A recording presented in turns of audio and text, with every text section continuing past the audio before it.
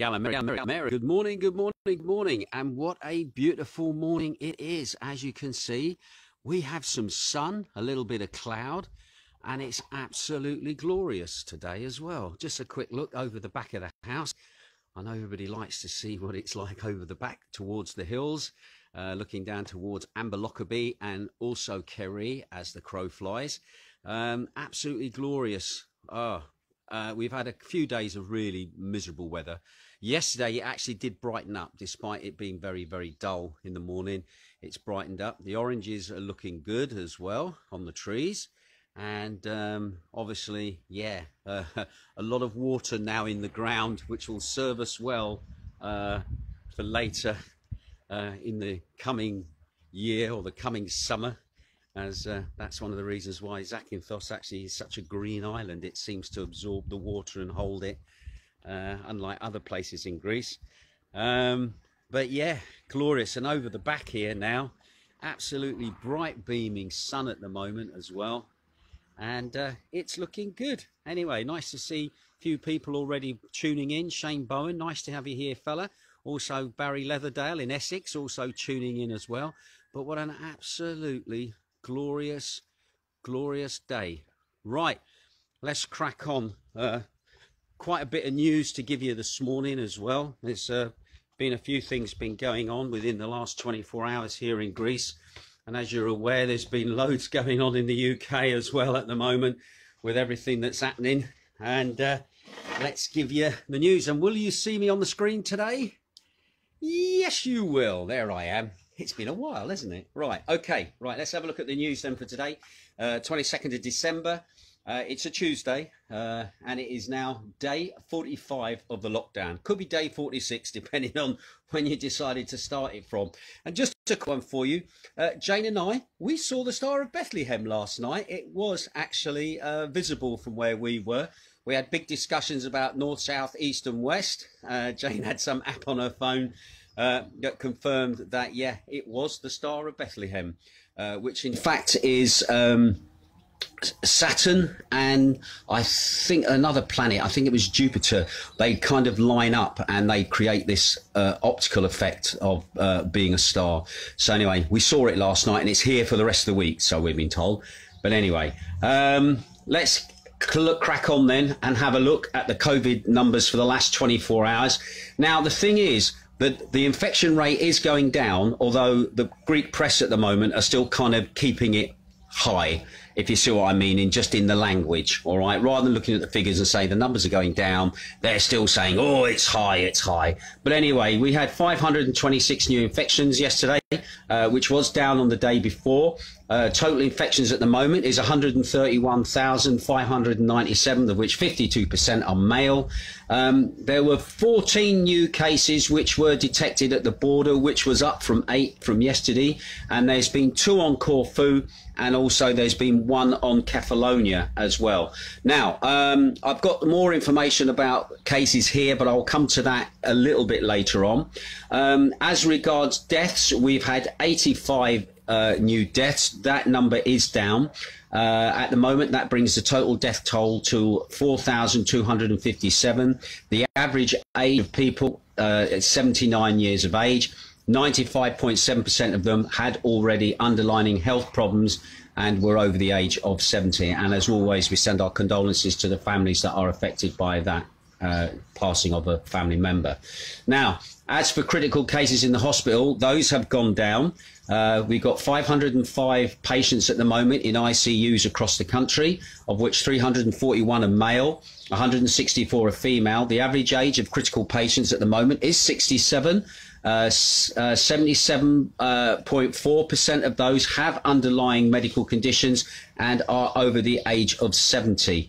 So again, the cases in the ICUs are going down. Now, the European Medicines Agency met yesterday and approved the use of the Pfizer BioNTech vaccine within the European Union. On January the 6th, the agency is meeting once again to approve the Moderna vaccine, raising 2 of the available vaccines, raising 2 of the available vaccines for use within the European Union. So basically there's 2 on the way. Now hopefully there's going to be a third one, which is the Oxford AstraZeneca vaccine, which is being added in early January. Now, after the announcement, the President of the European Union, Ursula von der Leyen, noted that the situation remains extremely serious. The approval of a vaccine is not a panacea. We must continue to be prudent. We must continue to adhere to the measures. Also, as well, there was an update virtually this morning that I just picked up on. The Greek government has confirmed that the first supplies of 9,000 doses of COVID-19 vaccine, the Pfizer BioNTech one, that's the one that has to be stored at -70 degrees, will arrive in Greece on December the 26th, with vaccinations of the general public proceeding in mid-January by the end of January. The country should have received by then 429,000 doses. However, as further vaccines are approved by the European medicines agencies, supplies of those variants should increase the overall total of doses received. And once again, don't forget, with some of the vaccines, you need to have 2 doses of it, so you can cut that number in half for the amount of people that will be able to receive one. But anyway, we'll give you more information on that. Now, going back to Zakynthos again, the local hospital here made an announcement in the local press to confirm the cases that are currently on the island. Now, the president of the Infections Committee and the president of the Scientific Council of Zakynthos Hospital and his vice president of the Medical Association of Zakynthos, a man by the name of Mr. Antheos Markou, spoke about the positive image of our island and stressed that Zakynthos is doing very well so far since the pandemic has started. Anyway, he said we have 4 positive cases since last Monday. One is the 77-year-old from last Monday who was released from the hospital. He's doing better and is still at home, which means there's a free bed in the isolation area. He said beyond that, there are 3 incidents of which are from the same family environment. One is a 40-year-old man and 2 women, one 38-year-old.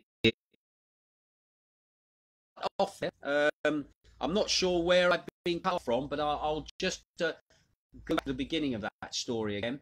The hospital here in Zakynthos had made an announcement in the local press just to confirm the current situation with people that have tested positive here on the island. Now, the president of Infections Committee, and he's the president of the Scientific Council of Zakynthos, the hospital and vice president,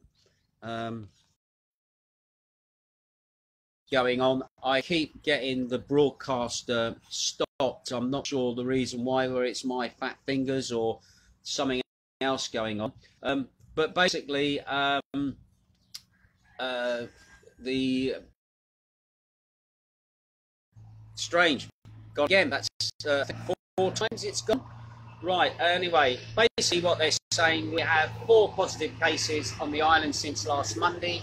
One, the 77-year-old man from last who's been released from hospital and is doing well at home.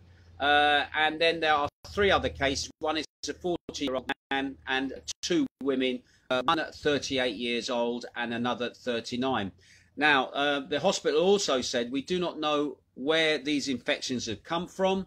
There is no obvious cause of the transmission, and that worries us. This is his wording. We did not find anything from the traces, which means that asymptomatic carriers are probably circulating among us. Here in Zakynthos, we do not have many cases, but they may have been diagnosed asymptomatic despite a test. Of course, it is low risk because there are constant tests. Nevertheless, we are in a good position, even if we compare it with other areas. However, there is no need for complacency. So basically, he's saying that there might be people who've got the virus floating among us, even though people are being tested, which again, got cut off again. Really odd. Anyway, now we get on to what else is going on here. Intensive checks are continuing in the Ionian Islands by the police departments. the implementation of measures to prevent coronavirus. Now, in particular, the weekend on Saturday and Sunday, the police were out in Corfu, Macardo, Catalonia, and Zakynthos in checks. And Corfu recorded 26 violations. Macardo recorded 8. There were 4 in Catalonia, and Zakynthos second highest with 10 for breaking movement restrictions. So I think in the wording of that, that means people who were out when the curfew was on, who shouldn't have been out. Anyway, all of those people have been fined €300. Past interrupted again. It's now becoming, shall I say, bloody annoying. Okay. Also, as well, the police done 17 violations on Corfu, 2 in Macardo, 2 in Catalonia, 5 here in Zakynthos for people not wearing masks. So once again, make sure you got your mask on when you're out because it looks like police are still very hot. And the final story again today. Now, this story has been causing quite a ruction in the mainstream media across Greece. It hasn't really filtered into the local press here too much, but the national newspapers have been covering this story.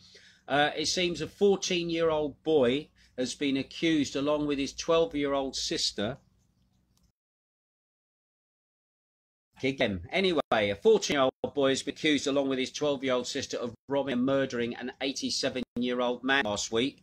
Anyway, he has absconded from a orphanage where he'd been transferred to by the police, and he was then located Monday in Tumba in Thessaloniki by the police. Anyway, according to reports, the minor was taken to a police headquarters in Thessaloniki until the juvenile prosecutor office determines where he can be taken next. Meanwhile, the 45-year-old grandmother of the minor and her 40-year-old partner are expected to appear in court today over the alleged complicity in the deadly robbery. Oh, gee. Anyway, meanwhile, the 45-year-old grandmother of the minor, her 40-year-old partner, they're due to appear in court today before the prosecutor over their alleged complicity in the deadly robbery. Right, that's it for the news for today. I would normally say a quick shout out to everybody online, but at the moment I don't know why the broadcast is being interrupted nearly every few seconds. But I'm just going to quickly go on to what's happening on Christmas Day. I will be doing a Christmas Day show. It will go out live from here in the morning. The show will automatically be saved to Mixcloud, where you can listen to it at some other point during the day.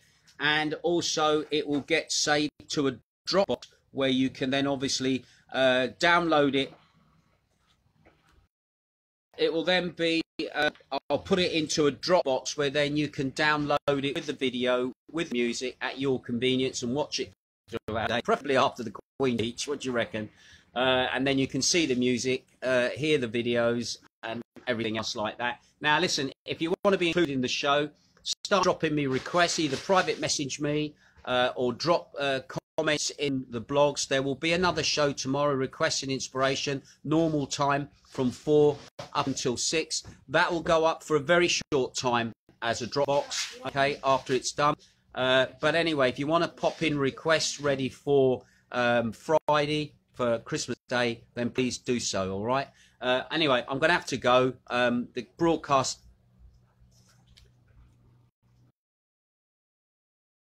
I haven't got any idea why that's going on, but thank you to all those people tuning in. Pete Lawrence, Stu Hodson, Wiggy Winstanley over there in Cyprus, Dobson, Jim McLaughlin, Flynn, Teresa Ann Huggett, Tony Dodgy Barrow, Andy Gregory, Peter Adrian, Adi Pratt. Nice to see you here, Adi. Dave Camp as well. Christos up there, ex-employer from Magdalena's. Nice seeing you. Claire Coleman as well. John Mims, Kesso, Wendell, Sid James, Barry Leatherdale, and that. Thanks for tuning in. I'm going to have to go because again, yeah, fuck it.